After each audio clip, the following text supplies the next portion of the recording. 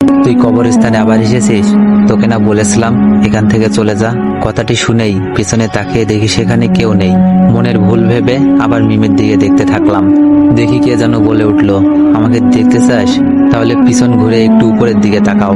কথাটি শুনেই আশিক পিছনে ঘুরে একটু উপরে লক্ষ্য করতেই বেশ আশ্চর্য হলো, কারণ একটি বয়স্ক লোক যে কিনা একটি গাছের উপর থেকে অন্য গাছের উপরে শুয়ে আছে, যার পরনে সাদা পাঞ্জাবি, মাথায় সাদা টুপি এবং পুরো গাল জুড়ে ধপধপ সাদা দাড়ি। সেই দাড়িগুলা এতটাই লম্বা যে মাটিতে সুই সুই অবস্থা।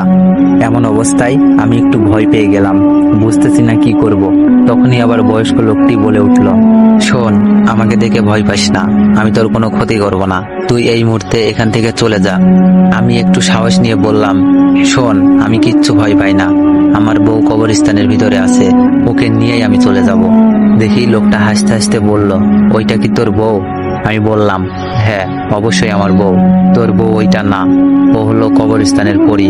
ওর জীবন সঙ্গীকে বাঁচানোর জন্য তোর বউয়ের শরীরটাও ব্যবহার করতেছে। এই মিথ্যা কথা বলো বন্ধ করুন, কে শয়তান সেটা আমি ভালো করেই দেখতে পাচ্ছি। লোকটা বলল, আমার চলে যাওয়ার সময় হয়েছে, সাবধানে থাকিস। আমি চলে গেলাম। কথাটি বলেই লোকটি ক্ষণিকের মধ্যেই কোথায় যেন হারিয়ে গেল। সেই দিকে তেমন নজর না দিয়ে মিমের কথাবার্তা আবার শুনতে লাগলাম। দেখতে পাচ্ছিলাম মিম যেই না কবরস্থানে প্রবেশ করবে, এমন সময় কবর থেকে কিছু সাদা পাঞ্জাবি পরা লোক বেরিয়ে আসলো। যা দেখা মাত্রই মিম বলতে লাগলো, শোন, তোরা আমার কোনো ক্ষতি করতে পারবি না, এর থেকে ভালো হয় আমার পথের বাধা না দেওয়াই। কবরস্থান থেকে বেরিয়ে আসা লোকগুলো শুধুমাত্র একটি কথাই বলতে থাকে, তুই আমাদের ক্ষতি করিস না, এখান থেকে চলে যা, আমাদের একটু শান্তিতে থাকতে দে দয়া করে।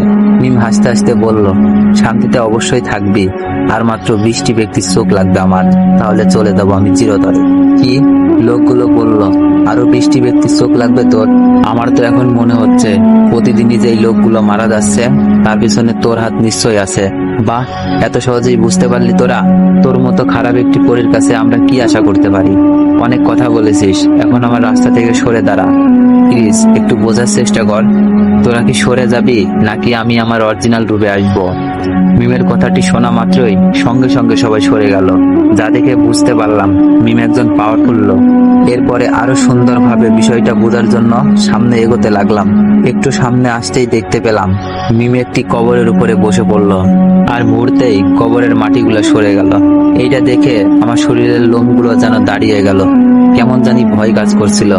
হঠাৎ আওয়াজ আসলো, প্লিজ আমার চোখ দুটি নিও না, আমাকে একটু শান্তিতে থাকতে দাও, বিনিময়ে তুমি যা বলবে তাই শুনবো।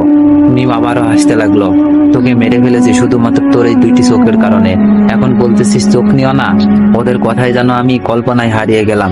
আর মৃত ব্যক্তি কিভাবে কথা বলতেছে? তুমি চোখ নিয়ে কি করবা? তোদের এই চোখ নিয়ে আমি আমার ভালোবাসার মানুষকে ফিরিয়ে আনবো। লোকটি বলল, এটাও কি কখনো সম্ভব? অসম্ভবকেই আমি সম্ভব করে দেখিয়ে দিব, যেটা কেউ কখনো করতে পারিনি। কথাটি বলেই মিম তার হাত দুটি মৃত ব্যক্তির চোখের ভিতরে ঢুকিয়ে দেয়। মুহূর্তের মধ্যেই চোখ দুটি বাইরে বের করে আনলো।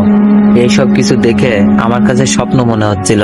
চোখ দুটি তোলার সঙ্গে সঙ্গে সেই মৃত ব্যক্তিটি চিৎকার করে বলতেছে, আমাকে একটু শান্তিতে থাকতে দাও প্লিজ। কিন্তু কে শোনে কার কথা? মিম চোখ দুটি নেওয়া মাত্রই কবরস্থান থেকে বাইরে চলে আসলো। সেই চোখ দুটি আবার কবরস্থানের বাইরে যে পানি খাওয়ার নলকূপ ছিল সেখানে ফেলে দিল। এরপরে আবার কবরস্থানে এসে সেই মরদেহটি টেনে টেনে পুকুর পাড়ে নিয়ে যায় এবং মরদেহটি সেখানে রেখে মুহূর্তের মধ্যে গায়েব হয়ে যায় মিম। এখন বুঝতে পারলাম এই মিম আসলে আমার সত্যিকারের বউ না, আমার বউ মারা গিয়েছে। এই শয়তান পরীটা আমার বউয়ের রূপ ধারণ করে চলাফেরা করতেছে। তো মিমের এমন গায়েব হয়ে দেখে আমি সঙ্গে সঙ্গে সেই নলকূপের কাছে চলে আসি। এসেই নলকূপের ভিতরে একটু তাকাতেই দেখতে পাই যে ওর ভিতরে 5-6টা চোখের মতো রাখা হয়েছে। চোখগুলোর সঙ্গে চোখ রাখতেই কেমন জানি মনে হচ্ছিল ওরা আমাকে কিছু বলতে চাচ্ছে, কিন্তু বলতে পারছে না।